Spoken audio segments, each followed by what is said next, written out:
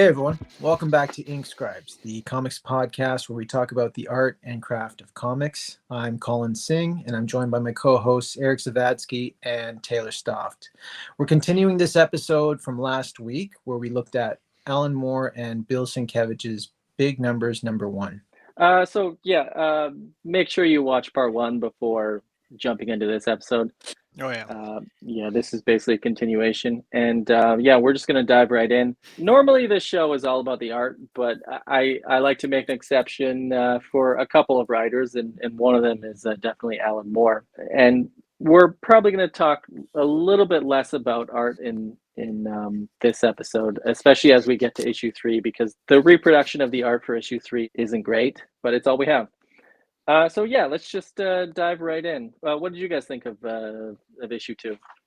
First of all, can we talk about that cover? What is up with the out of frame still life that's going on? Like that window? Well, and like the I don't know. I guess it's like pastel fruit that's there. It's such a big departure from the previous issue. Like the previous issue, it's not exactly reflecting what's going on in it, but it is giving you an idea. And this is just, it feels almost Dave McKean, I guess. Yeah, it does feel very Dave McKean. I'm not sure. I just wanted to bring attention to it just because it is kind of, I don't know, it feels like, especially because it's done by Mad Love, it would have been Moore's Moore would have been part of the decision-making process, I would think. Moore famously is not interested in business at all. That's true. Yeah. And I mean, I think he's stopped talking to a bunch of former collaborators just because he's just gotten frustrated with just the whole business aspect. He just doesn't want to think about any of that stuff. Which is why he worked for so many companies for so long, and why this company didn't last. I think he left it all up to his wife and girlfriend at the time, and then when they left, it just all fell apart. Yeah, kind of went kaput. Hey, well, I have, like I said in the last episode, I have these on my shelf, and when I read them when I was younger, and I looked at them through the lens because of that Alan Moore interview where he quoted it as his magnum opus. I think, Eric, you were saying, right? I was paraphrasing either the greatest comic of all time or the greatest thing he ever did. So it's hard for me to not look at it through that lens.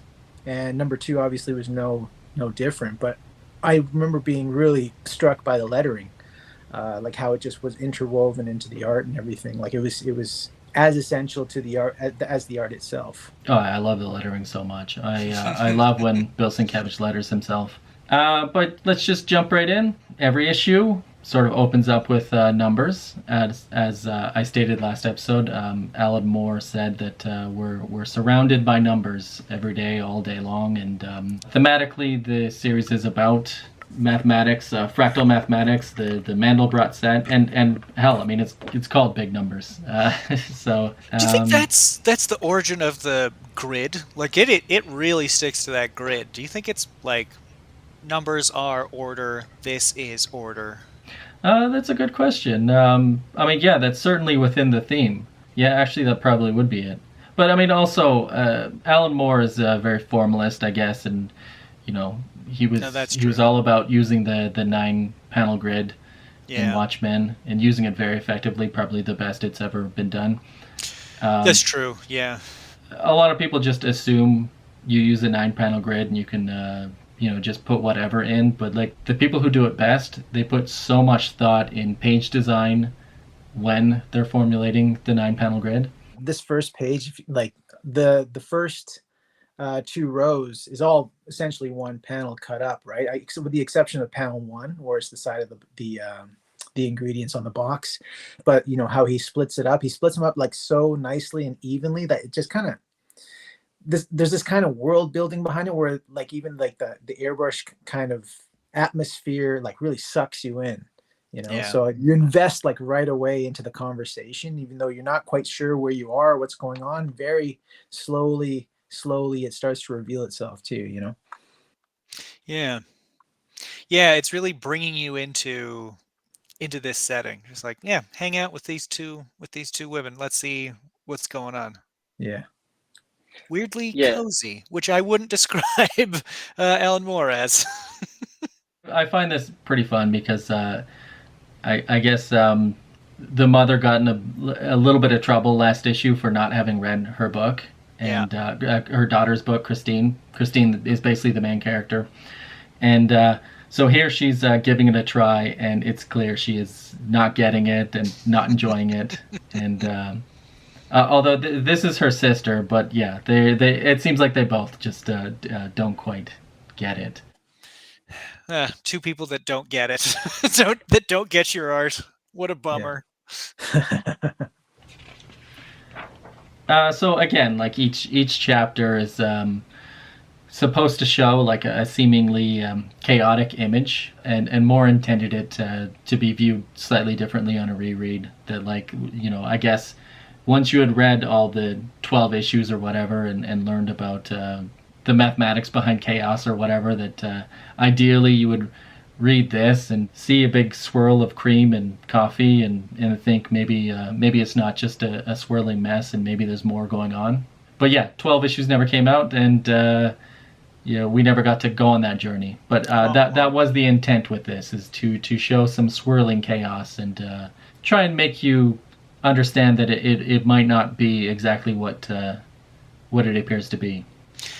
Yeah, I like the use of the checkerboard too to sit it on. I remember there's one of my art school professors I can't remember. He was explaining his own art, which got a little actually, but his basic thesis was that numbers are the most human thing that there is, just because it is like kind of making the world make sense, even if it's on off the constant repetition of the checkerboard pattern. It is this number based structure that this chaos sits on top.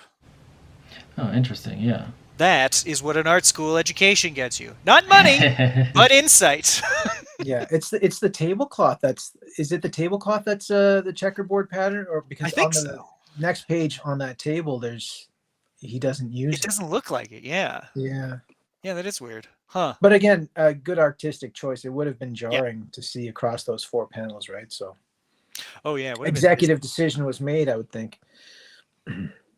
So if you look at this right here, it kind of looks like Bill Sienkiewicz took a razor blade to this art, which you got to have a lot of confidence in your abilities to paint this beautiful art and then just to start scraping away at it. I might be wrong though. Do you guys think that's a razor blade effect? Yeah, I could see that. What is, when you say razor blade effect, how do you mean? Like he's like a scratch, like just scratching with a razor blade. Man alive. Or maybe an X-Acto knife or something like that. Just a little scritch, like putting down Zipatone and then just kind of scratching it off gradually. Oh, okay. that is what this part looks like. Yeah, it does feel. It feels tactile. I don't want to assume, but he must have done that with an ink wash, right? So he painted it completely, and then he just went back over it with a knife or a razor blade or something. Yeah, I think so. Just picked all the black off. So here we have the Phantom Girl showing up again. They're talking about family, so it's bringing memories back.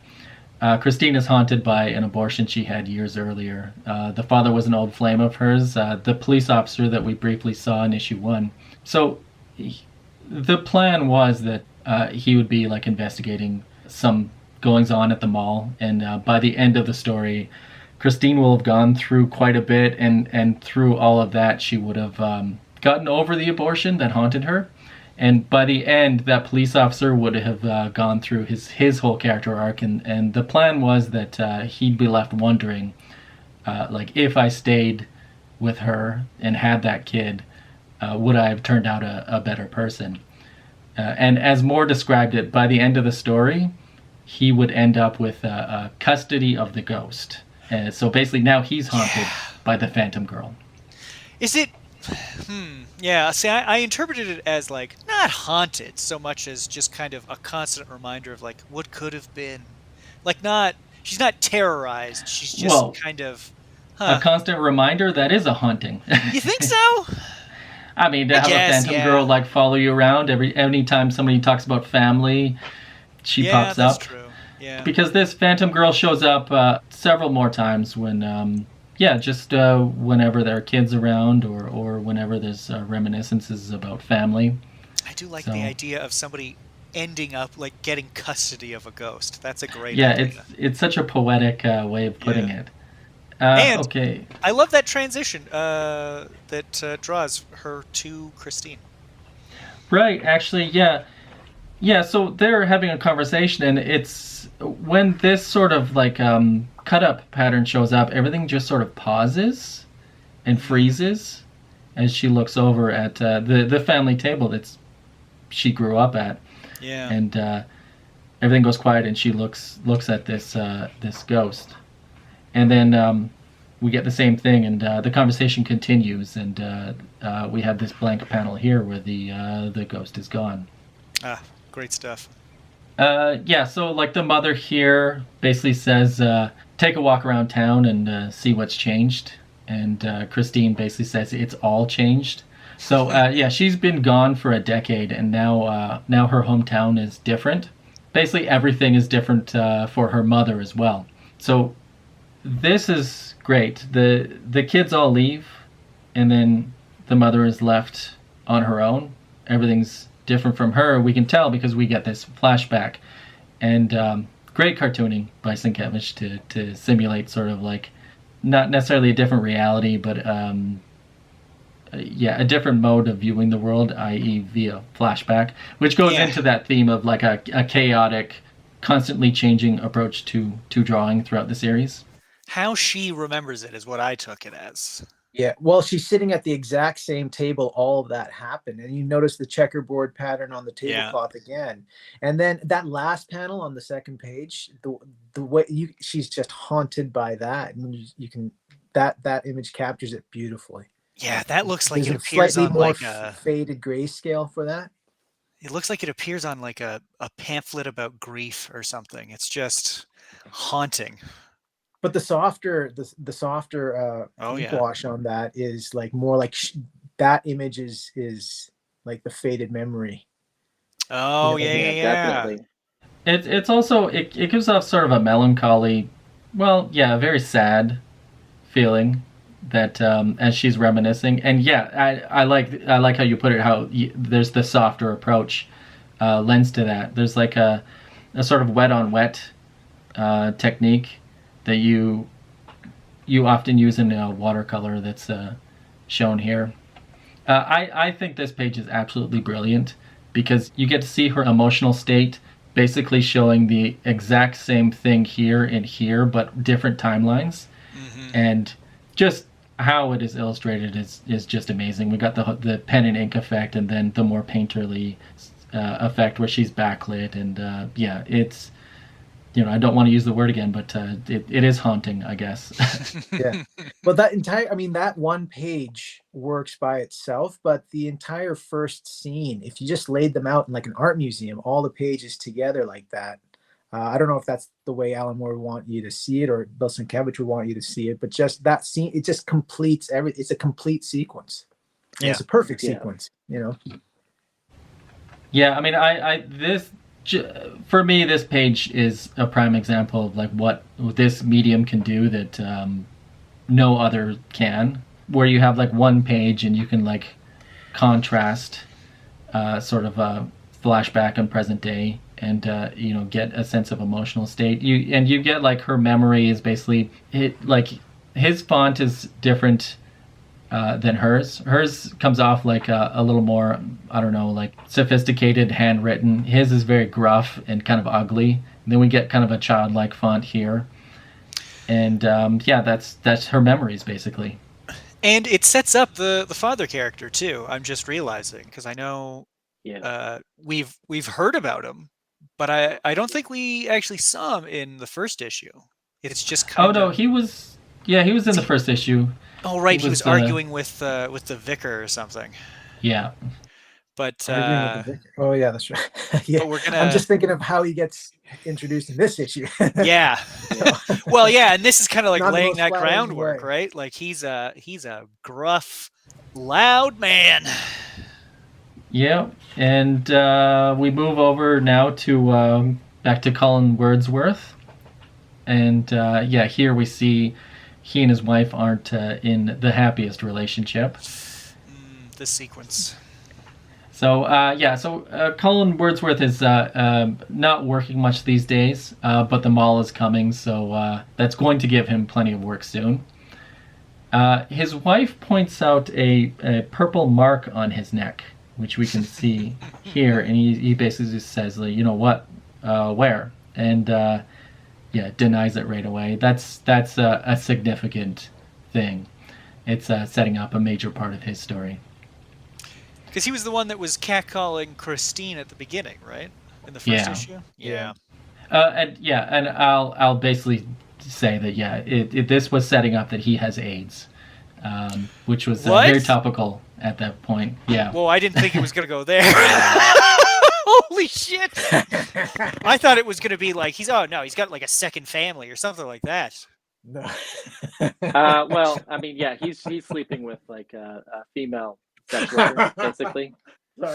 Sorry. But I mean, if you know much about the history of AIDS, it doesn't matter who you're sleeping with, you could get AIDS. Yeah. But like culturally speaking, and think about the kind of man he is and the kind of people he hangs out with, his friends will eventually learn that he has AIDS, and they'll just assume he's gay. Right. Yeah. Right. If you have AIDS, you're gay. It was assumed like that. But... Yeah. Yeah. Culturally, that's just like, and especially the kind of crowd that he hangs out with. And there is a character we'll meet eventually, a gay character in this series that he and his friends go and beat up because he's gay, and then later on his friends find out he has AIDS, and then he's conclusions and his friends end up. But by the end of the story, his friends end up like turning on him, and the story basically ends with him unable to get work, kicked out of his house, no friends, and basically drunkenly pouring out his sorrows in a pub to the man he beat up months earlier. But he's so drunk he just doesn't get it. That's like the last scene we would have seen him with. Yeah, he ends on a pretty sad note. But on a more beautiful note, what do you guys think of the layout of this page? I was about to try to jump to it. Yeah. This hit me like a ton of bricks. At last we came to this. This is what I always remember reading this for this specific shot. Now I will say, page. I think of this page every time I think of this book. I will say I was a little unclear at first in what order am I reading it, right? Because it kind of suggests a kind of clockwise spiral, but it wasn't until I thought, no, there's a grid for a reason. It's the grid, and you're already primed for that mentally. It would be a mistake to change up the reading order just for this one page. But yeah, you're right. It looks like it should be read in sort of a clockwork way. Yeah, because you're kind of following her. But it also doesn't make sense because, wait, so he storms out? No, now he's going, you have to know that he's storming out and it's going across. It's going left to right. But once I figured it out, I was like, yeah. That's brilliant. That's great. Yeah, like something like this is not easy to pull off. More would have had to draw this out to figure out, like, because you can't have her speaking in this panel. No. And yeah, you can't have her speaking in this panel, but then she can speak in this panel, and he can't be speaking in that panel, and he can't be speaking in that panel, and so yeah, there's a lot of like mechanics here that have to be worked out. The conversation has to go a very specific way, and it's not an easy thing to lay out and figure out. It would have taken quite a while to figure out how to make this work perfectly. Yeah, the bounce back of the dialogue is like perfectly mastered. Like every character, like for example, the bottom left corner, he got up from that table and he's standing up now and he's just a little bit closer to the viewer, and like it could only happen there, but it happens there so seamlessly from the last panel where she was talking. Mm-hmm. Yeah, Eric talks about this a lot. The use of word balloons leading you around, and that's what I had to default to when I was like, wait, I can't make sense of this visually. But Sienkiewicz does, and Moore does. They know how to lead you around. Great use of, writing, word balloons, and art all together. Yeah, and remember those kids who were throwing rocks at the train in the very Is that scene? them? These are those kids. Those little maniacs. Yeah, and they'll pop up later on. Yeah, the product of good parenting, right? Mm-hmm. So that page is still out there, though, right? What do you mean? Like, Kevin Eastman should Eastman have that it. owns them? Yeah. Yeah. It belongs in a museum. Which Kevin Eastman had it in a museum in the 90s, but I think in the late 90s he had to close it. It was the Words and Pictures Museum, I believe. Oh. Okay, so Christine visits her father, and she gets to walk in on him sitting on the toilet, eating dinner, and watching TV. In an essay, Bill Sienkiewicz wrote that he wrote a lot about his troubles working on big numbers, and he mused about using cartoonist Stan Drake as a model for this scene, and how Drake thought it was great, odd, bizarre, but fun. Having to sit on the toilet for this scene. So her father's story is about loneliness. He pines over his ex-wife, trying to get her back. And throughout the story, the audience would have learned about his thoughts through letters he would write to actor Charles Bronson. I don't think it's actor Charles Bronson. Oh. I think it's the criminal. He was in prison. Yeah, the criminal. He was played by Tom Hardy in Bronson. Yeah. Oh, okay. Yeah, that's more of an English reference than an American reference, I guess. Yeah, he's like the most jailed man in England or something like that. It's insane. He is incredibly, or he was known for his incredible brutality as a boxer, I want to say. Oh, interesting. Yeah. I mean, that's clearly an English reference. I wonder what the story reason would be for this lonely, sad man to be writing his deep, dark thoughts to Charles Bronson. Really, like, emotionally volatile. Charles Bronson is. So he's still alive, right?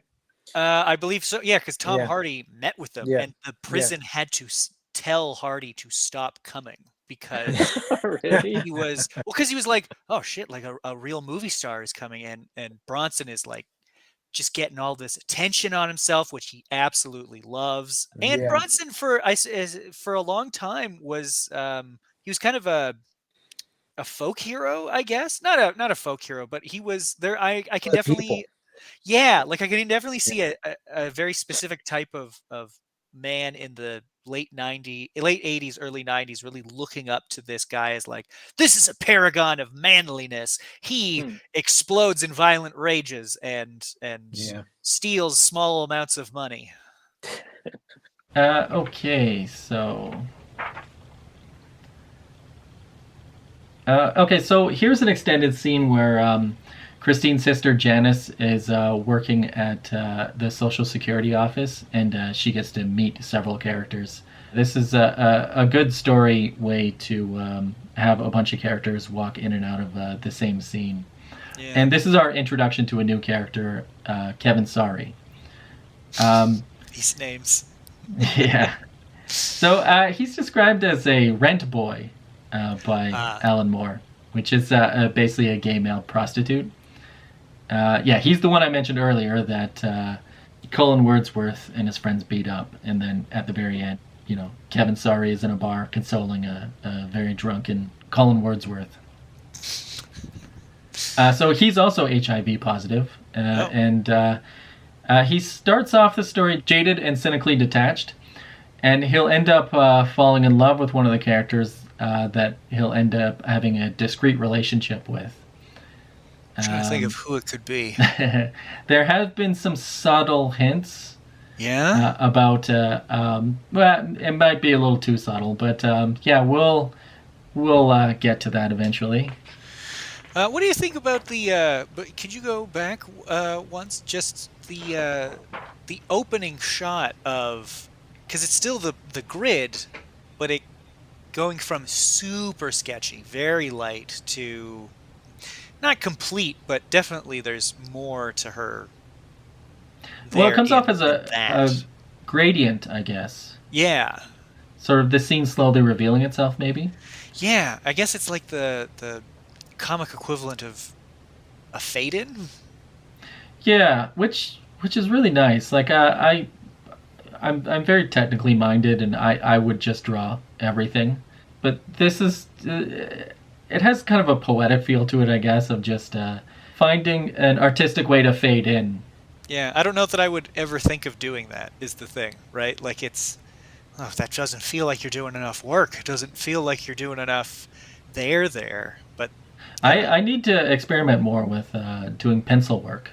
Because I'm just like completely pen and ink. I don't know if I would be this ambitious with my storytelling either. Like you, Wait Eric, till I'm you pretty see. technically minded. Wait till you see what I got in store for the end of this episode.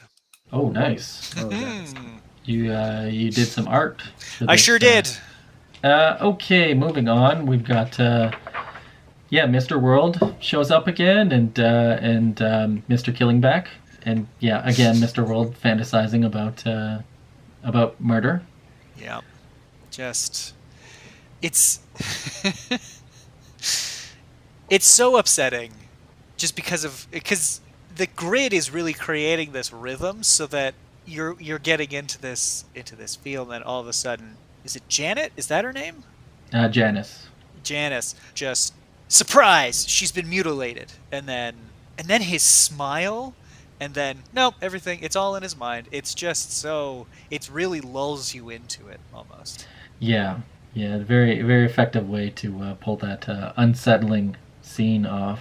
And I love how scratched his face is, because he's just sort of like seeing the world kind of from a dark perspective. Yeah, that white eye, creepy, and I don't know. It's like that's how he's seeing what he wants. So again, we get to see this taxi driver. This taxi driver was the model was cartoonist Frank Boll, who I'm not too familiar, but apparently he did like Dr. Solar, Man of the Atom, among many other things. Oh, okay. But yeah, I love this house here. Yep. Oh yeah, man. It's very pen and ink, and then we go into a more painterly interior. Like I know everything is so like, even though Eric, you said you're more technical minded, like Sienkiewicz I think is quite technical minded too, but like you get so bewitched by like just small panels like that, like the sketch drawing of the house, and then like you just fixate on it for quite a long time, that all that white space is kind of like building around it. Yeah, and it feels so lonely. Yeah, that's a good call. Yeah, there's a longing there. Yeah, just seeing that house by itself, there's like a longing there. Yeah, because Bill Sienkiewicz was like always trying to push himself with every project. Yeah, trying to figure out how to get a lot of like photography effects on the page, like playing with depth of field, or trying to make things look out of focus. Mm-hmm.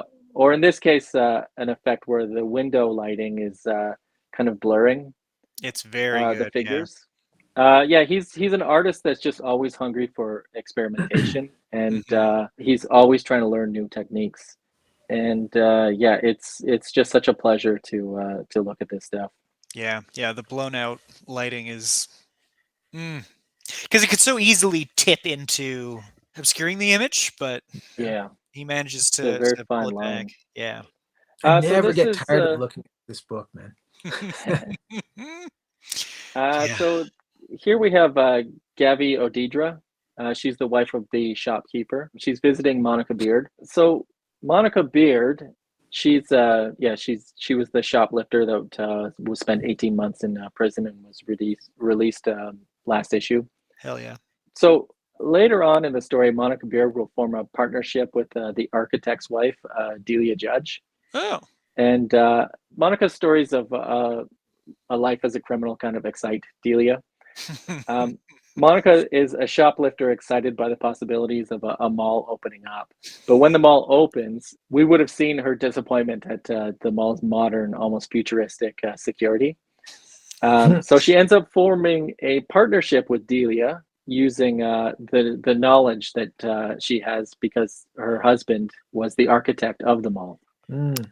That would have been great to see. Yeah, so the two of them would have had like a shoplifter's ring. Oh man, that would have gone so well because I know Moore was really interested in talking about surveillance state and consumption, and it would have played directly into his speciality. And the vicar is here as well. That poor harangue vicar. So yeah, Gabby walks in on Monica meeting with the vicar, but he quickly exits the scene. Yeah, at the bottom of the page here, Monica makes a comment about how Indians don't generally get along with black folk. You don't like them? I never said that. So this is one of those things where the so-called like bad guy is the truth teller of the story. Gabby has some trauma from her time in Uganda before she escaped. Right. And she talks a bit of that trauma here. This scene here is specifically to foreshadow a relationship she would eventually spark up with Sammy's father, Hildy. Interesting. So her basically getting over that trauma. Right. Huh. You know, to speak to that, the thing between Indians and blacks, I don't think I'll comment on that. It's a thing. It's a thing. But yeah, we won't get into it here, right? Yeah, and it was going to be a small part of this book had it finished. I'd love to know what the research Moore put into this consisted of. Like, is he talking to people, or a lot of it is talking to people in Northampton? Okay. Yeah, he's an inquisitive guy. He does like to have conversations with people and learn about culture and things like that. So yeah, I could see him just roaming the streets. Yeah, just roaming the streets, talking to people. Well, maybe not just roaming the streets. I mean, maybe, but I don't know. I'm sure like he knows a guy who knows a guy, you know, or he seems, just meets people through people. It seems like people might know Alan, just like, oh yeah, that's Alan. He's the comic book writer, right? Just like kind of know of him. Like, yeah, I know who he is. I think do you have a story? No, but my buddy does. You should have heard the conversation they got into. Yeah. I think he is very community focused. Like he clearly loves his hometown. Okay, so yeah, this is Christine visiting some old friends. She comments here, I'm back here because I wanted somewhere stable to write my new book. And her friend comments, this place is about as stable as a cat's bladder. So here's a quote from Moore that I found. He said, she can't write her book because of the chaos going on in the town. She'd come back to Northampton for stability, but no, she finds everything in chaos, you know? Her friends' lives, her family lives, everything's bad. She can't get into it. She can't make any sense of her own life or the lives of the people around her enough to get the novel together. And how many different styles and techniques is Bill Sienkiewicz employing in this 3-page sequence alone? Oh, he's got the sketch. He's got the what looks like wet on wet tones, and he's got that pencil effect. He's got this. That kind of dry brush thing going on, and I mean, to go with this very sparse look, and then it gets darker. Yeah, it's man, he was on fire. Yeah, he really is.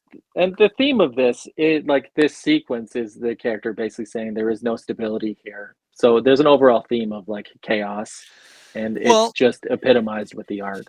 What's interesting too is that given her age, the last time she was there, she was what, 18, right? She was just coming out of being a child, and a trap that we all fall into is thinking about how the past seemed better or more stable or something. It's like, well, but that's really only because you didn't have the responsibilities you do now. You don't have as much information. You're not as connected to things because kids just aren't. And I think it's interesting that she comes back looking for stability, and of course she's not going to find it. She's an adult now. Right? Yeah. Like, she has to deal with all these people. She has to deal with this town, Yeah. even though her memories are kind of kind of chaotic at the same time. Yeah, and here we get Kevin Sorry again, and we get the term rent boy. I kind of lost track of who was speaking and who is who at this bar. Yeah, and there was going to be a little bit with her friends, but they weren't a huge part of the story. Mm. And yeah, again, like here's even more styles, even more Oh techniques yeah, going on. very And Bern then, Hogarth at the bottom there. Yeah. So here we get back to the teacher and his wife, Brian Slow and Vicky Slow. Mm-hmm. So they're also friends of Christine, and Christine is referenced by them as a on this next page actually. So this is more history going on, talking about the history of Northampton. But when they talk about Christine, they reference her being a green anarchist, which is hinting at her politics. Oh, okay. These prints are were kind of confusing for me. I don't know if the audience Jarring could for tell. sure. Yeah, I don't know Yeah. if the audience could tell, but obviously I've been, as you can see, I've been getting by on my looks up until now. So when stuff like this drops, I'm not quite clear on what's going on. The conversation is a sort of history lesson. So I think Bill Sienkiewicz's approach is he kind of discovers the art on the page to some extent. He Oh, has the art. The art tells him what to do in some cases, and what it needs. Like the piece needs something specific, and yeah, it's an interesting process. But there is a mention here in the conversation of the mathematical progression as kind of describing moving from the Bronze Age to the Iron Age. So more references to math playing into the overall theme of the book. Yeah, this is Brian Slow and his wife Vicky Slow. The plan for Vicky Slow was that she would eventually become a mall rat. By the end of the story, at the end of the last issue, we got to see he was consoling her. She's clearly very depressed. So by the end of this story, the 12 issues, she would have spent all their money, and more is quoted as saying that she would be driven berserk by all of that tempting, needless luxury. A store clerk would have ended up cutting up her Visa card, and in the end, she and her husband are ruined, basically losing everything, which ends up being a good thing for their relationship. They never needed all that stuff pulling them down, and now they have a chance at something real. oh, all right. Woof. So here are those kids again. Siphoning gas for whatever terrorist plot they're hatching. So this is Damien Sigourney and William Henry. The first one was named for The Omen. The second one was named for Aliens 2. And the third one was named after the royal baby, I guess. Harry and William, Yeah. the princess. Yeah. Yeah. So Sienkiewicz mentioned in that essay that he wrote that when he was shooting reference for this, the parents were very concerned about a wild comic book artist photographing their kids doing such outrageous stuff like making Molotov cocktails. Yeah. How could you not be? Yeah, just how little the toddler is, like. Yeah. Right, like those bottles are half his height. Okay, so here we have Sammy's father looking at a photograph of his dead wife. So he's clinically depressed. Hildy's wife died of leukemia. You see hints here of how she treated him when she was alive. I guess, right here. This is how she talked to him. Moore is quoted as saying she wasn't very nice. She made Hildy painfully aware throughout their relationship that she'd been ostracized from her family for having a black baby. Then she got God, and it all got even worse. She'd say that God and Jesus had forgiven Hildy for being black, basically. So Moore says, she married him, managed to make him feel really terrible about himself, then died, and left him feeling really terrible about himself.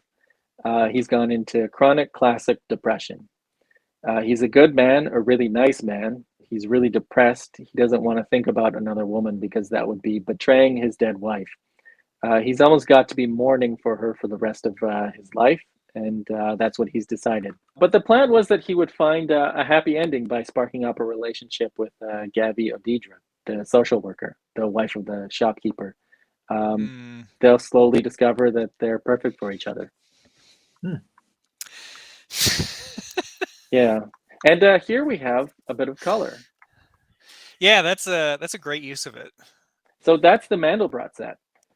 Which did you look into? I tried and I couldn't understand it. It's the most I got was like a constant zoom in on the recursive patterns or something like that. But even then I was like, okay, I guess I get it.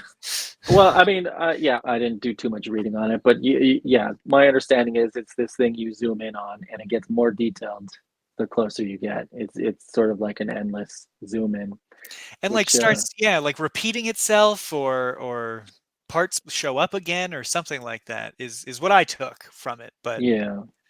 The original working title was not Big Numbers. The original title was the Mandelbrot set. But I believe Alan Moore had a conversation with the writer of the Mandelbrot set, and I guess he was having trouble being taken seriously, so he didn't want to be associated with a comic book. Oh yeah, because one of the few things I remember from reading about it was that to discover the Mandelbrot set, he needed a computer to like crunch the numbers or generate the graphics or something. And I don't think it was looked upon very favorably. Like, oh, really? You needed a computer to do this? So I should say that the introduction of color in this otherwise black and white comic was it was supposed to be like a slow progression to add more and more complexity to the series. Sure. Yeah, I think the original plan was that by the end, the last issue would be in full color. Every issue would get a little bit more, and then we'd end with a full color book, which, man, drawing a comic is a marathon. So this project was set up as like, get this, it gets harder as you go. Yeah. Jesus. So speaking of Gabby Odidra, this is her and her husband, the shopkeeper. And none of it's in English. Basically, I think this is just them talking about like mundane sort of house. Yeah, work. it's all in Punjabi. I got my mother to translate it. I think there's something in there about how they wish they had an old-fashioned stove. It's to make naan bread. They were talking about, it wasn't worth it to just make 2 pieces of naan bread. They to have something like that, you'd have to make naan bread all the time, And basically, like, I'm going to bed, and it's like I'm going to stay up for a bit, and yeah. I don't know what is being said specifically, but it makes a lot of sense because you can just see how far they are from each other. They are just so distant, and it's great acting by Sienkiewicz and I guess the models as well. Mm-hmm. But yeah, it's just great, and her being scratched out in that last panel on the left-hand page. Just I don't know if it's from her point of view or his point of view, or it's an objective or it's a subjective portrayal of an objective thing, but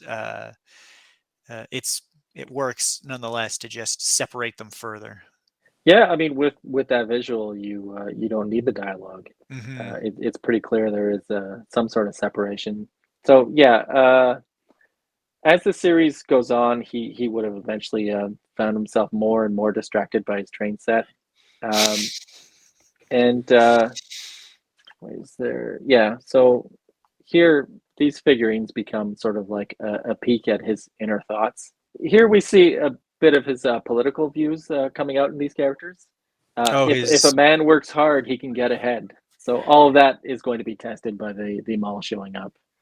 I love the art style shift for the figurines. It's kind of like what's that boring doctor comic strip? Rex Murphy MD or something like that. Yeah. Oh yeah. The serious comics. Okay, so here we get farmer Andrew Lovelow, his daughter Geraldine, and her husband, the policeman, Peter Daughtry, who I spoke about earlier. He's the one who would get custody of the ghost. So the plan was that she's basically losing her sanity. We would have seen her, talking to an ironing board or a curtain or whatever. Yeah, Peter, I think, married her specifically to, I guess, get close to a powerful man, her father. I guess he really wants to become a Freemason. What?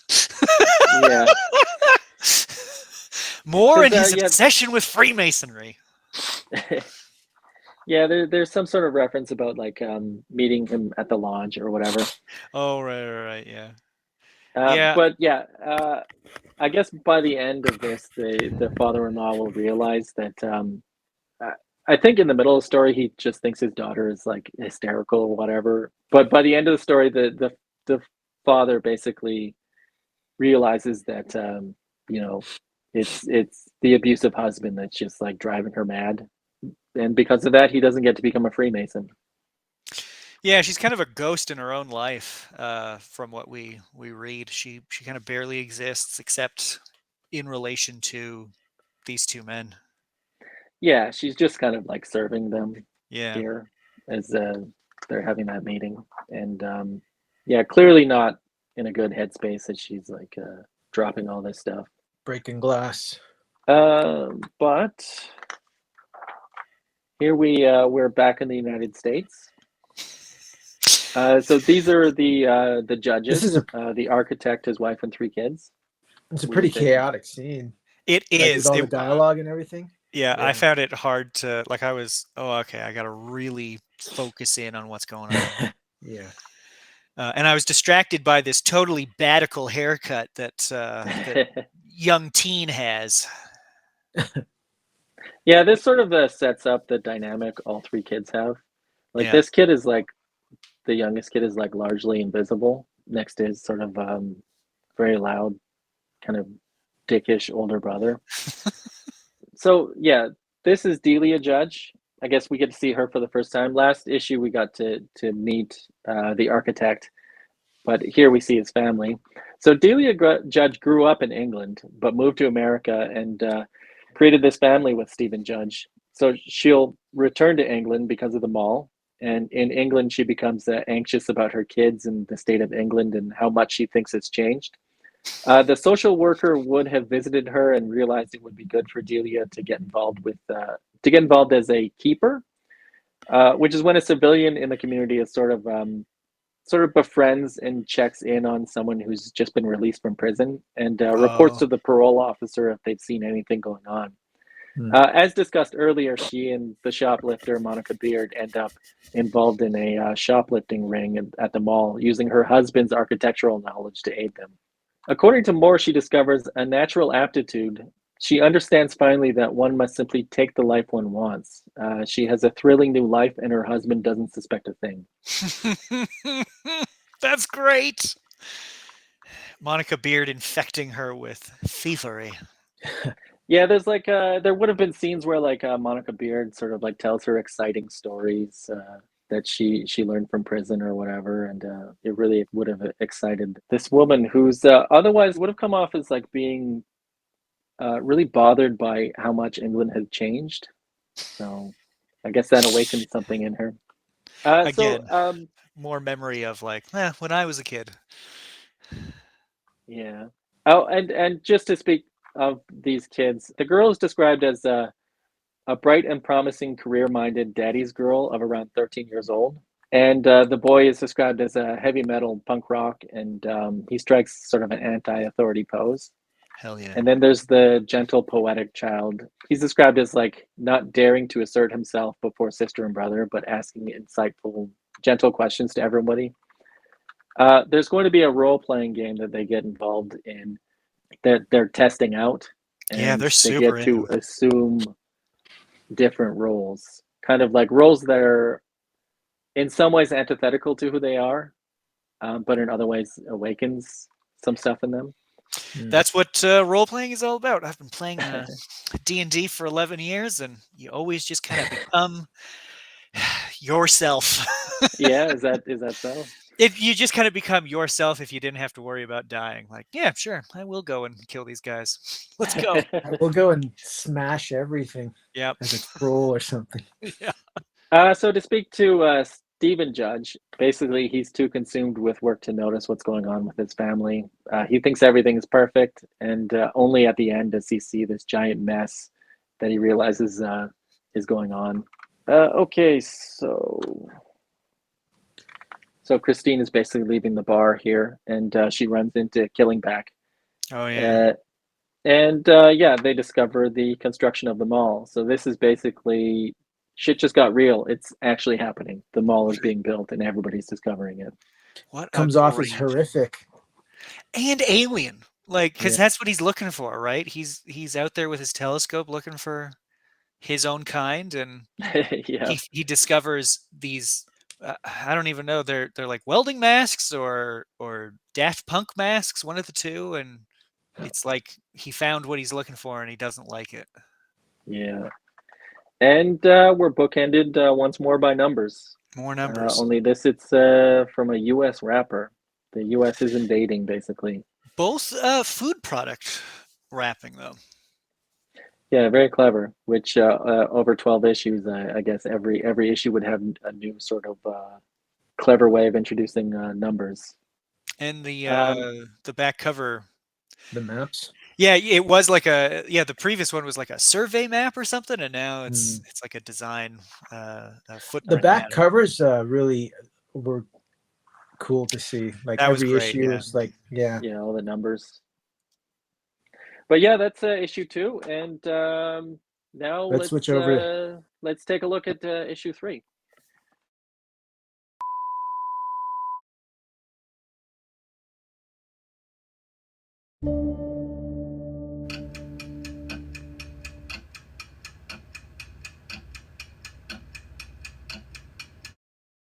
So these are the reproductions, or they're not the originals, right? So unfortunately, with big numbers, all we have is bad Xeroxes to read. For the longest time, we couldn't read it, and then in 2009, I guess somebody bought an eBay auction for just the Xeroxes of just like bad reproductions of the entire thing, lettered. And that person very kindly released it on the photo sharing website Flickr, to which we are all thankful. But yeah, I mean, it's supposed to look more like this, but yeah, because this was there was like 10 pages released in like 1999 in like a Submedia magazine.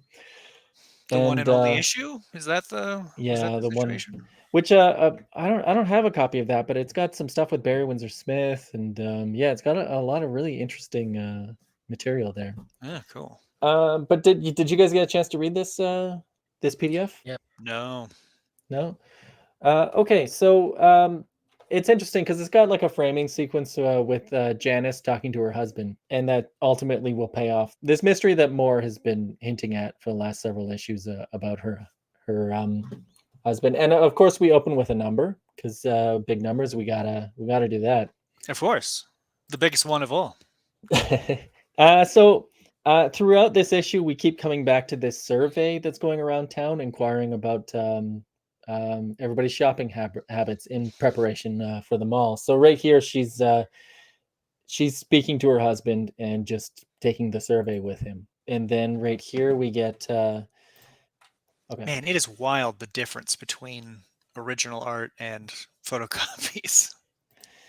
Yeah, this is I guess this was a 1992 photocopier at the time. Yeah, which things have improved significantly since then. Dot matrix photocopier. So here we get Christine writing. Basically, she came back to town to write, and so Moore is intimately familiar with the writing process. So we get to see a little bit of the frustrations of writing through her. In this like second panel, she consults her notes and then begins writing, and then gets interrupted by what is it, a phone call or someone at the door? Oh yeah, she gets interrupted by a phone call, I believe, and then she returns and promptly throws out what she has just written. And then here we get Anne Wordsworth taking the survey. So she's got those like 3 basically Terrible terrorist kids, Yeah. and she makes a comment here that she's got 3 kids. Damien's 13, Sigourney, she's 10, and William Henry, he's 2. Contraceptive failure. Brutal. Yeah. Imagine your mom just talking about you like that. Yeah. So this woman is going door to door and trying to survey people, and Anne Wordsworth is not interested. And then here we have, if you have a shoplifting character, you got to establish that person shoplifting, right? Of course. So yeah, she's newly out of prison and back to her old ways. And here she encounters Kevin Sorry, who I guess assists her a little bit, and I guess he's also doing a little shoplifting. Yeah, I would say I'd love to be commenting on the art more, but it's a little unfair considering this is not how Bill Sienkiewicz intended this comic to be viewed. Because is this using the double tone paper as well? Yes, I should say this was using that duotone craft tint paper. So he was veering a little away from that painterly look and going more towards like pen and ink with the duotone. Yeah, because one of the things that was so popular about it is that when shrunk down in like properly resized, you wouldn't see the lines. You would just get a field of tone, which I'm guessing is what he was hoping to achieve. But I could see a 1999 or thereabouts photocopier not really capturing that properly. Yeah, definitely. And it was very popular to use that craft tint paper way back in the day. Back in the day before Photoshop was a thing. Mm-hmm. So here we have, behind all that shoplifting is Sammy. So there's a computer store there, and Sammy gets a job. And eventually that computer store will open a location in the mall. And he would end up running this big computer scam to do with siphoning money from the mall somehow. It's unclear how that works. Is he collecting all the half pennies? I was going to say the Superman 3 plan. Well, it is interesting because the person managing the mall is going to be running a bit of a scam like that Superman scam, but hers will be a small scam, whereas Sammy's will be a lot bigger. But yeah, I'll get into that eventually. Because he's supposed to be like a genius, right? Yeah, he's this computer genius. Like he convinces this person to give him a job, just basically by describing some computer issues, and gets the job right away on the spot. Then he rushes home and tells his father that he got the job. So Sammy's father is Healdy, and he explains that a social worker is coming, and he's nervous about having a woman around. And here Sammy explains a concept to do with fractal mathematics in kind of an amusing way to calm his father. The paper here is 2-dimensional, and a ball is 3-dimensional. So when you crumple up that paper, it's like 2.5. It's in the 2.5 dimension. What? So yeah, he basically, to make his father feel better, he crumples up that paper and sends it into the 2.5 dimension. Oh, okay. And the title page of that, we get I guess that 2.5 dimension paper ball. So here we have a bunch of stuff with Andrew Lovelow, and he's meeting the Spitlers as they arrive in England. The Spitlers and the judges. So all those people from the U.S. they're arriving here. This is them at the airport, and they make reference to Carol the analyst. They say, "I still can't believe Carol missing that flight." And in the first issue, they mentioned that Carol the analyst isn't here. Right. So this is the second or the third issue in a row, I think, that Carol the analyst is mentioned as being away. And I suspect a part of that is to set the character up as important. But maybe another part is that when you have so many characters, you need a way to sort of separate them so that it's not too overwhelming for the readers. Like if in that first sequence when we met like the architect and the mall managers, you know, if we added just one extra character, it would have been pretty overwhelming.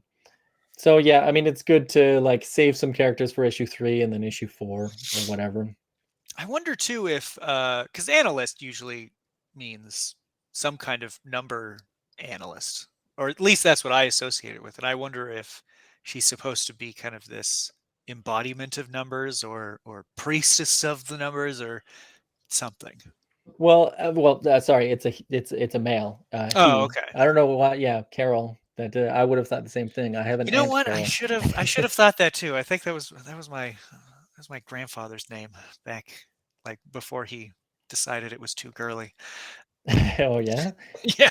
He just decided to change it. Yeah, weirdly he went with Gale instead. How weird is Oh my that? God, yeah, I think he's supposed to be like a market analyst when it comes to Yeah. like the area. Okay. But I'm not sure too much on the specifics. But yeah, there's a photographer here from the newspaper to come and take their picture, and we have this sequence of like a Polaroid developing, and this will sort of set up a gag coming up. And here we get more of Janice talking to her boyfriend, and the photographer arrives to take Christine's picture, and the gag pays off because when the picture is taken, the mother is there, and the mother comments on how, you know, she never shows her profile because I guess she's got a big nose or something. And so as it's developed, it's her saying, "Mom." Are we going to get resolution on Janice's boyfriend? Oh yeah, that'll be the final page. All right, good. It's been bothering me this whole time. Yeah. Well, just because like it has an obvious answer, and I don't know if Yeah. Moore is going with that or if he's gonna pull a switcheroo or something. Well, it might be an obvious answer, but with like an interesting visual, like an unexpected visual. But yeah, here we get that mall survey lady showing up to Mr. World's door, and you know, we get the usual Mr. World fantasy sequence. Yeah. And then we get to see the shopkeeper and the social worker, Dilba and Gabby Odidra. Dilba states here that he's not worried about the mall. He believes in free enterprise. And Gabby is on the phone setting up a meeting with Hildy. So Dilba retreats to his train set. And through the train set figurines, we further get into his mindset. Basically, he's unhappy with his wife's career. This figurine is sort of like commenting that his wife is helping him out with his business, and this figurine is basically saying, yeah, many women think only of their careers, but not my wife. So Moore says that he starts to realize that free enterprise does not give a shit about him. Dilba ends by losing his wife. The business goes under, and he basically, he loses everything. Gradually, towards the end of the series, we'll have seen that the train station is falling into disrepair. There's dust gathering all over it. And Moore talked about his vision for the final scene of the comic. When you're actually zoomed in on the platform layout, then everybody's normal sized. You don't think of them as being a few centimeters tall. So it starts to become like this surreal. There's a giant cigarette that ends up on the platform, which they're having to ignore. And then Moore says, I was just going to have this bit where you had a long conversation between these people, and all of a sudden a very large domestic spider comes out of one of the tunnels and walks along the platform. And of course, it's taller than they are. And I thought if you got the audience to accept their size, and then all of a sudden the spider runs out and knocks one of them over, that it'd be just pure horror. So I think that would have been like the final scene. Wow. That is peak Moore. I can see it in my head, but I don't see like I know it would be even more amazing if it was actually drawn in real life, and I was holding it in my hands right now. You know? 12 issues, 500 pages, all led to this. So this is a scene between Audrey, Christine's mother, and her friend Gladys Faultless. In that last scene in issue 1, we got to see her happy with her friend. Mm-hmm. The woman on the bus. No, that wasn't the woman on the bus. That was somebody else. Yeah, so many characters. So here we have a conversation happening, and we just see the exterior of the house. Moore's intention here is that the reader would see this scene differently on a second reading of it, had this series been completed, of course. Because we would have learned that Audrey and Gladys are in a hidden lesbian relationship. And Moore basically says this scene portrays a hidden quickie. Oh, interesting. So we read it now as some friends just kind of like joking around, but there was more going on. Audrey's story is that she becomes slowly radicalized from a traditional working class woman to a protester. And here we see that her ex-husband arrives shortly after Gladys leaves. His story is that he's trying to get her back. That dog don't hunt, sir. So here's a sort of fantasy sequence where I guess we get to see their relationship from his perspective in this like weird fantasy sequence. Yeah, very Wuthering Heights or something. Yeah, this sequence is like the rise and fall of their relationship. As you see, he's like dragging her away, and then they get married, and then it doesn't end well. She ends up leaving him. Yeah, so later on in the story, he would have learned about his ex-wife's lesbian relationship. It would have horrified him, but he would nevertheless formulate a plan to get her back. It would have all culminated. I don't know if I'm supposed to laugh, but I can't imagine it goes well for him. But yeah. So the entire series was leading up to like this massive protest at the mall, and like his story would have culminated in like Audrey is protesting at the mall and getting assaulted by police, and he's too scared to do anything about it, and he would have watched as his ex-wife's lesbian lover protects her. And this ends on a really sad note with basically with his shame. Well, and her story ends on a happy note. She would have moved in with Gladys. So picture that lonely scene, that beautiful page from the second issue. Yeah, where she's stuck at the scene of the crime for life, and then she gets rescued from that. Oh, that would have been really nice. Damn. I mean, I guess that scene from issue 2 was sort of like empty nest syndrome and the loneliness in the aftermath. And her story is that she ends it not quite as lonely. And moving on, basically another plane arrives, and it's the analyst arriving in England. The dialogue here portrays him arguing and fighting with the stewardess, and this is more setting up his politics. He's basically a hardcore libertarian and just very rough around the edges. Wouldn't expect a sales analyst to be rough around the edges. That's a real just because it's a real quiet, sit at a desk, look over numbers stuff, right? Yeah. But Moore's intent was to create really complex characters, and I think he would have been set up in a very specific way where he does come off as a bit of an asshole, but we would slowly discover another side to him, which I'll go on to explain at the end.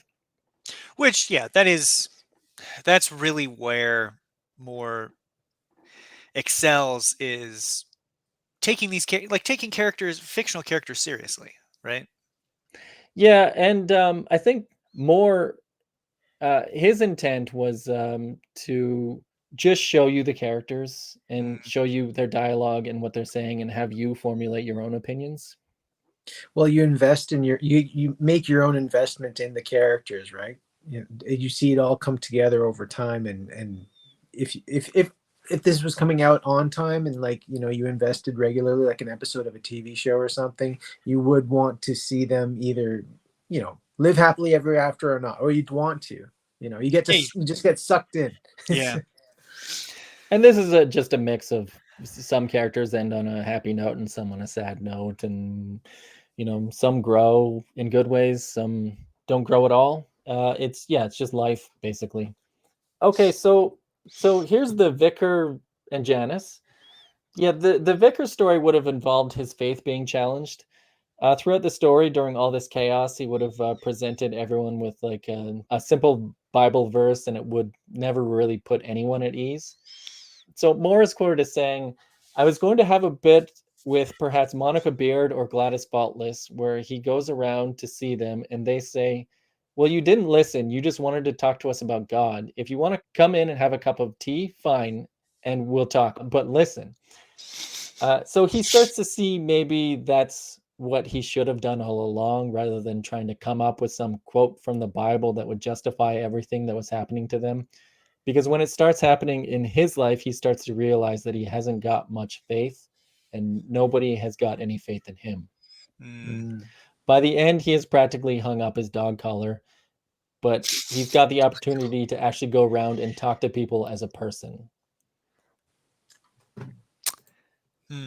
I gotta say, I love that that pose at the bottom page. Oh yeah. Just with the hands together and the off to the side.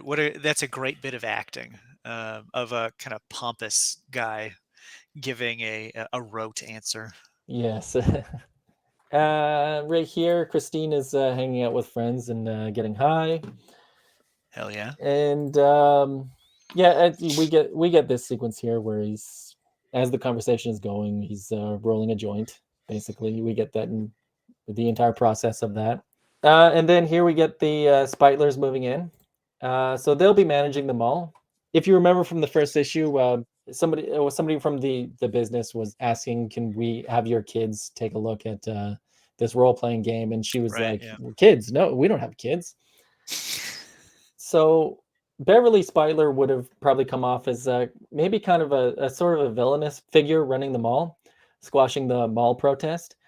She would have been doing like this smaller scam in the mall, though, scamming like tiny amounts of money out of all the rent collection. But when she's caught, I guess it would have looked like she was responsible for the bigger scam that Sammy was doing.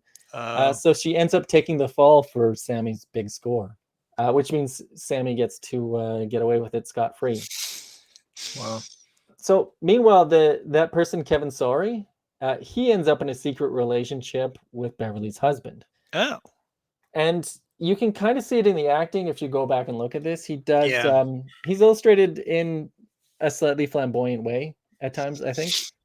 So here they meet their new neighbors, the cab driver and his pregnant wife. The cab driver is getting over his trauma from an accident. And by the end of the story, just as he was getting better, he would have ran over Mr. World right before he would have tried to murder Christine. And that's just as he was getting over the previous accident. So he ends up having a nervous breakdown, and he would have to like basically retire and settle down as a stay-at-home father. Meanwhile, his wife, who was always worried about him, would need to be the breadwinner. So her story ends with her starting a career as a cab driver. And we get this fun sequence as the neighbors meet, and then these two Americans are kind of like adjusting to English life, and she goes into the backyard and there's the neighbor like waving. So she can't escape these obnoxious English neighbors. I'd love to know what do Americans think Brits are like, and what do Brits think Americans are like? Because I could see it being both think the other is too gregarious or social or something. Well, it's funny you bring that up, because so Carol the analyst has been locked up, and this old guard had basically been dealing with him, and he gets educated on some American slang. Because he was basically saying, hey, he was calling me, I don't know if we're allowed to say this word, but I guess in England it's a word for cigarettes. He's like, why was he hard calling F, yeah. why was he calling me a word for, and this guy basically tells him what that means in American. And so the guard, you see this third last panel, the guard realizes he was calling me that and walks in and like kicks him some more. So, and then we have Christine meeting with her old friends, Vicky Slow and history teacher Brian Slow. So as I mentioned before, Brian Slow is holding on to the memory of an old student. Here he says... in like a creepy way, or? He's holding on to it in a hopeful way, because he sees a lot of the students in his classroom and there's just like none of them care, and he holds on to this memory of there was that one really good student, and he basically says a brilliant history student I had last year here, Kenny something, and by the end of the story he'll run into Kevin Sorry, the rent boy, and learn that the moment he thought where he made a difference, it didn't really work out, and it's kind of a story of despair. But like this was also the story of his wife was the one who was spending too much money at the mall, and they end up remaking their life basically. So coming in at the end, finishing up here, we got actually, and here we have the phantom child showing up again. Any talk of kids brings up that apparition basically. Is that always the trigger?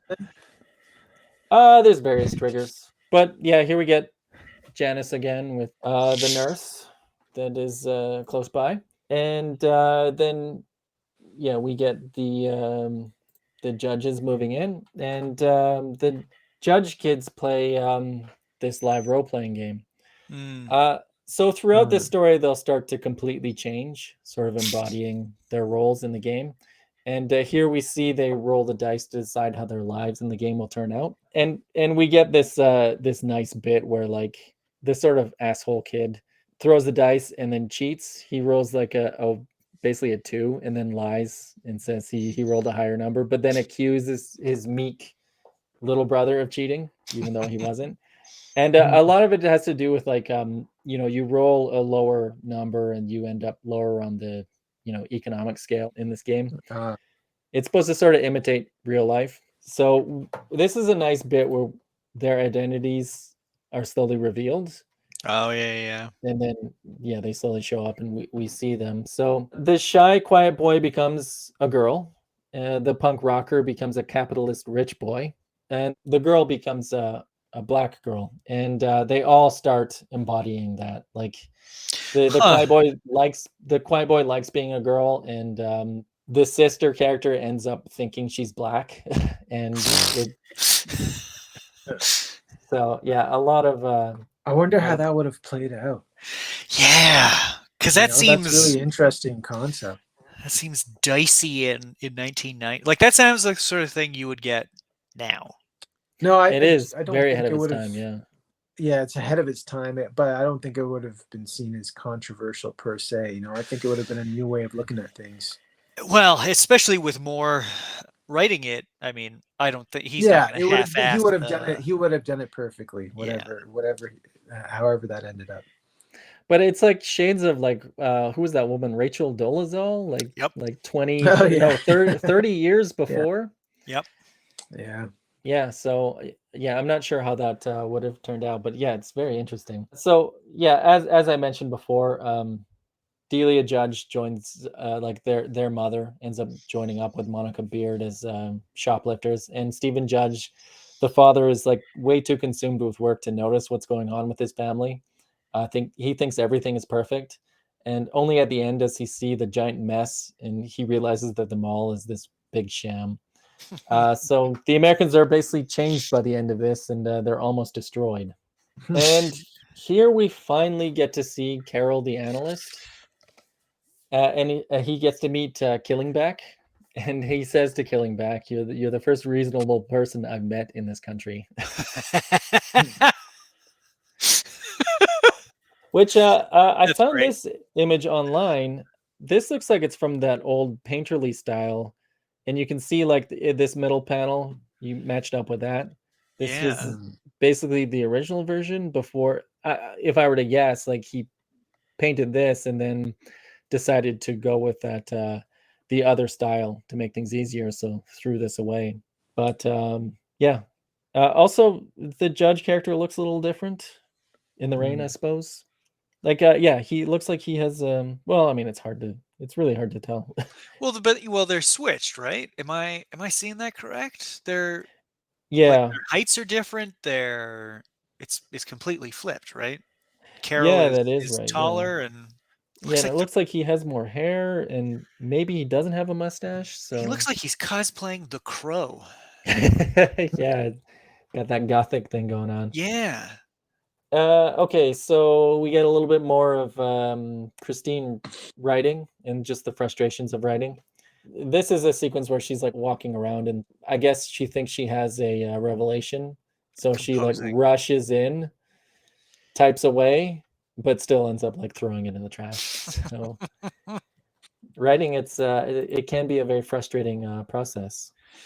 That's what I've heard. Yeah, it's just I remember hearing Neil Gaiman say it's just about putting one word after the other, and it's just the most difficult thing in the world. Yeah. Yep, it's just some clever shit to say. Yeah, but then it's easy for him to say that, but That's what I mean. yeah, but Bill Sienkiewicz is just like, I gotta get. How am I gonna do this? This is getting more and more complex as we go. Yeah. Yeah. Yeah, because this is just before quitting time, basically. There's a Yeah. couple pages to go. Yeah, here we get Janice and her husband and the big reveal. Oh, okay. So Oh yeah. he's in an iron lung, I believe this Iron is. lung. Yep. So yeah, he was ran over by the taxi driver years before. Oh, Oh. Jesus. Okay. Damn. You know how iron lungs work? I have no idea how do they work. So I know I think I know for certain that thing around him, it's compressing him to get air out. Like his lungs do not work. Oh, So it's like wow. compressing his chest to expel CO2. And I think it's then like fed into him through a breathing tube. Like it is it's it looks, well, just not, I don't want to say monstrous, because obviously it's kept people alive, right? Like it's kept people Obviously, it's done what it's yeah, supposed it's to kept, yeah, but it's, you know, it's the sort of thing that like, oh, we haven't come up with anything else after this. No. There is no modern. I don't think so. It's I think it was for mostly for polio patients, Oh, okay. because like they're, you know, they'd still be alive and conscious, except their lungs don't have the strength to work. So it's like the mechanical pressure is what's doing it. Oh damn. Yeah. Huh. Stop. Yeah, so Terrifying. so I guess Janice's story was that she's a pretty shallow person, Oh. and that she always looked at her friends and wanted just wanted what they had. And I guess she would go see one of her friends. I think she visited Colin Wordsworth, and she's friends with his wife. And I think she would just witness that, like, the wife would just talk, and then he would just be staring at TV and not saying anything. And so she basically says, "Well, this sounds like a good enough life for me." So she basically recreates a life like that. She basically slowly starts turning this hospital room into her living room and just has conversations. And her husband also doesn't talk back to her. So, but yeah, just to put a capper on everything, let me explain Christine's intended arc. Yes. So later in the story, probably the next issue, we would have seen Sammy sell computers to Christine and Carol the analyst. The two meet each other in line, and they pretty much hate each other. It's like hate at first sight. So Christine's computer would have a modem. And actually, what year did you guys first get the internet? 1997 or 8, I guess. Yeah, I think I got it maybe 96, 97. What about you, Colin? I think, what, grade 8 or 9? What would that have been? Yeah, mid-90s, something like that. Yeah, so keep in mind that Moore wrote this in 1988. And he wrote it in 88? Well, sorry, he started writing it. Okay. That's when he created that chart. Yeah. That big famous chart. So basically, Christine would get on the internet and start up a flirtation with someone. She would go on like a bulletin board, I guess. Like a Usenet group or something? Yeah. And this person she's flirting with, she doesn't realize that it's someone in town that is the polar opposite of her politically. It's basically Carol the analyst.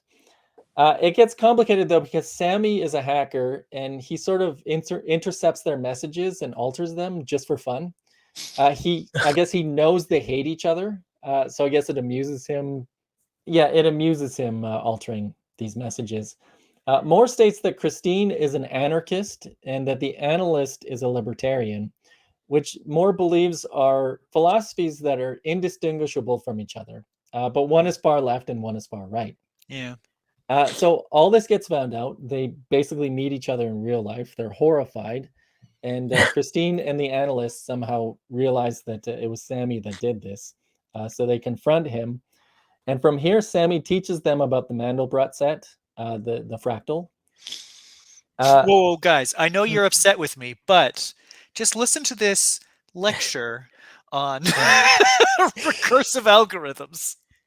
Well, I mean, that's an interesting thing because so the moment that the three of them have together, where Sammy teaches them about the fractals and like the mathematics, I guess it was probably going to be the climax of the story. And I want to stress that I'm just describing plot points. Hearing plot points and experiencing a story are two wildly different things. Yeah, for sure. Me describing that three characters have a transcendental experience is very underwhelming. But I guess I think about that moment in V for Vendetta where the detective takes some hallucinogenics and goes on a journey to understand everything about the case that he's investigating. Describing that scene, it doesn't do much service to that scene, like how you felt experiencing that scene. It sounds kind of hokey and ridiculous, but when you read that scene for V for Vendetta, it's amazing. It's mind-blowing.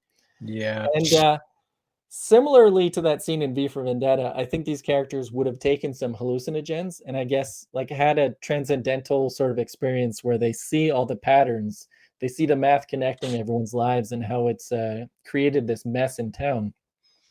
And I suppose you would have felt these characters' new understanding of the world. I mean, ideally, depending on like an artist has to illustrate this, and yeah, I like ideally you would have understood fractal mathematics on like a human level, but I mean, who knows? I'm talking about a comic that doesn't exist.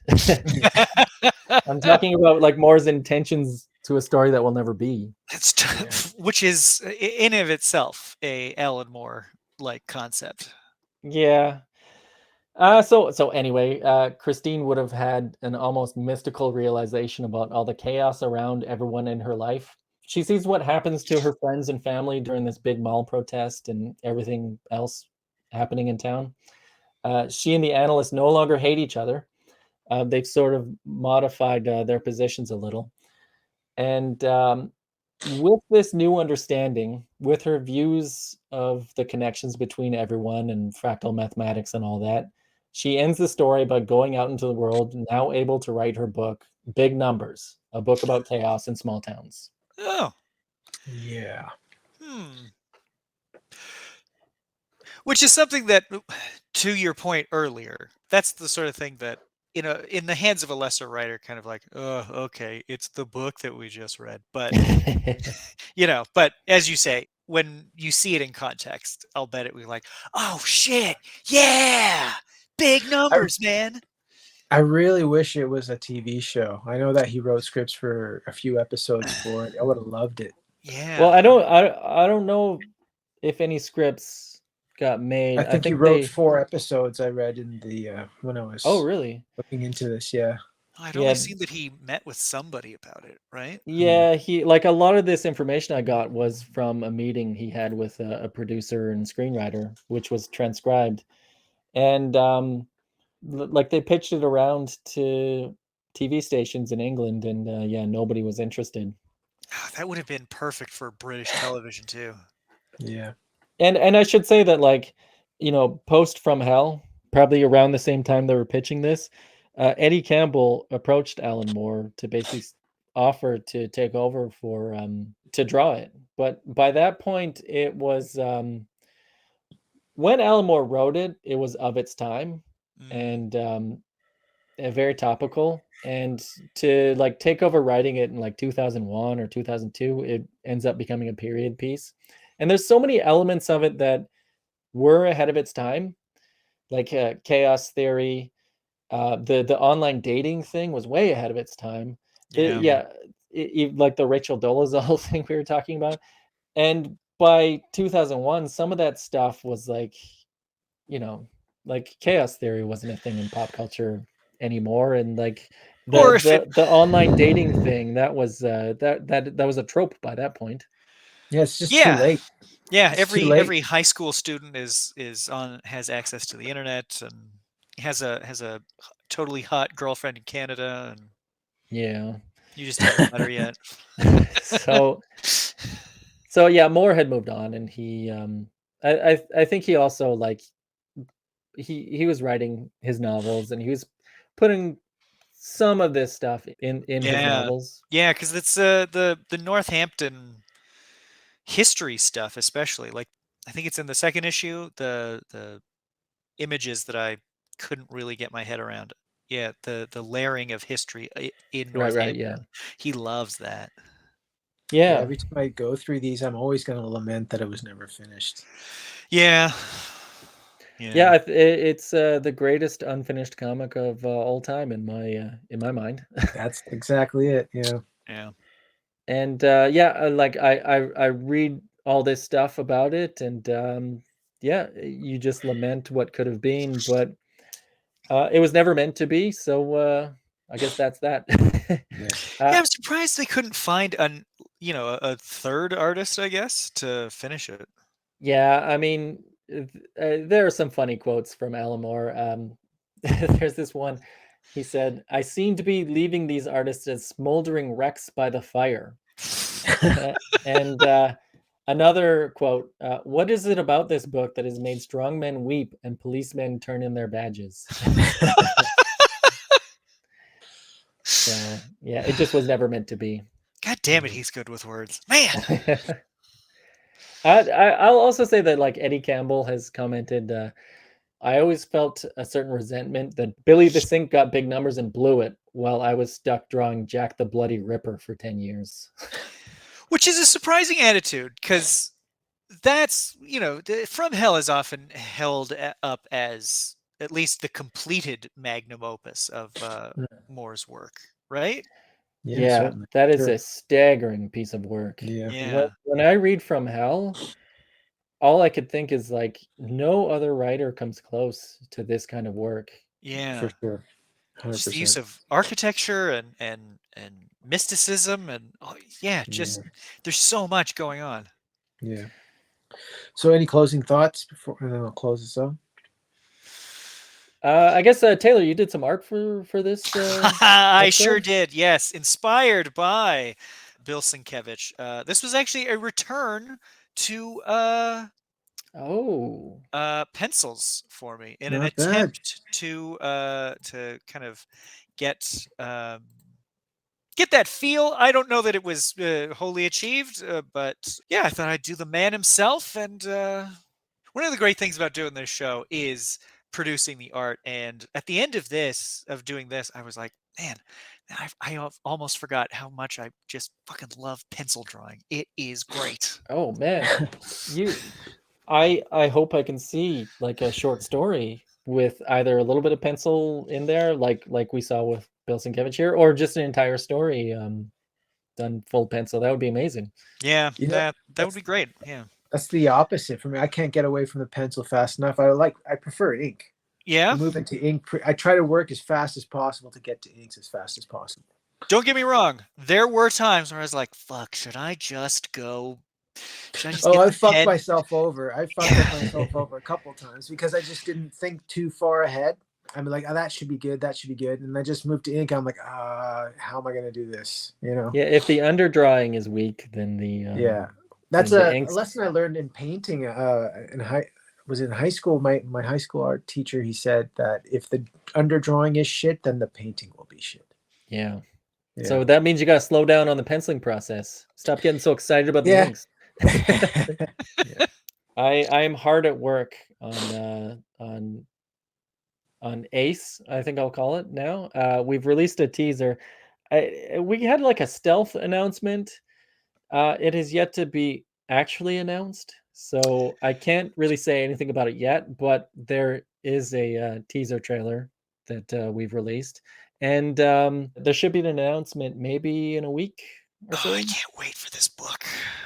Me too. Yeah, And this is- I think I hope it sells 1 million copies. Yeah, Make yeah, $1 oh this million is, no, dollars. I don't think this I is, can live up to that. Nope. Eisner Nom. This is a perfect pairing Eisner of Nom. artist and writer. I cannot wait for this book. Everyone, Yeah. Colin and I have seen some stuff. I can't wait to see it Yeah, man. all together. Yeah, Just like, can't even talk about it. You can't Yeah. even talk about it. Well, I mean, I could finally mention Dennis's name now.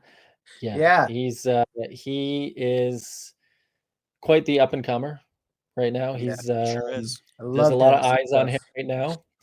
It's interesting because we started developing this book a couple of years ago. I think around the time he got like his first mainstream book, he got on Bloodshot. But over the course of working on this project, I've seen his star rise, and Yeah.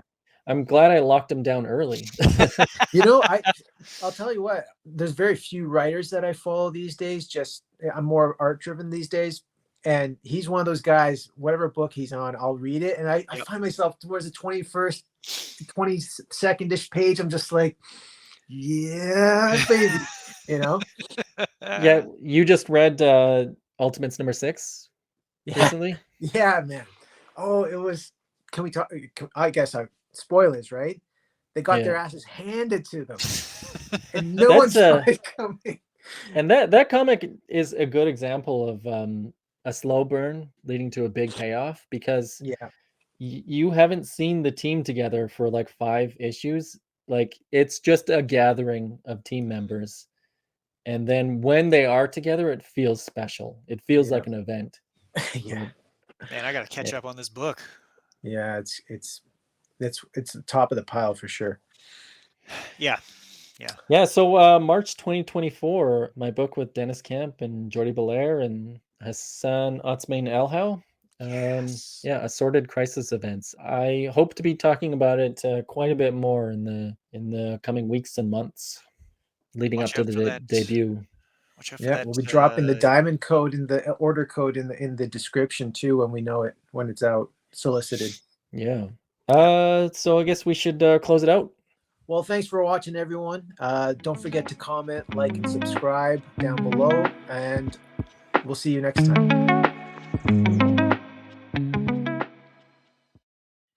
My eyes have been watering this whole episode. I don't know if you noticed. You're probably going to be seeing me fucking going like this a lot, like the whole fucking episode, man. Just admit you're happy to see us, and it's bringing you to tears. No, it's just a weird eye-watering thing. No!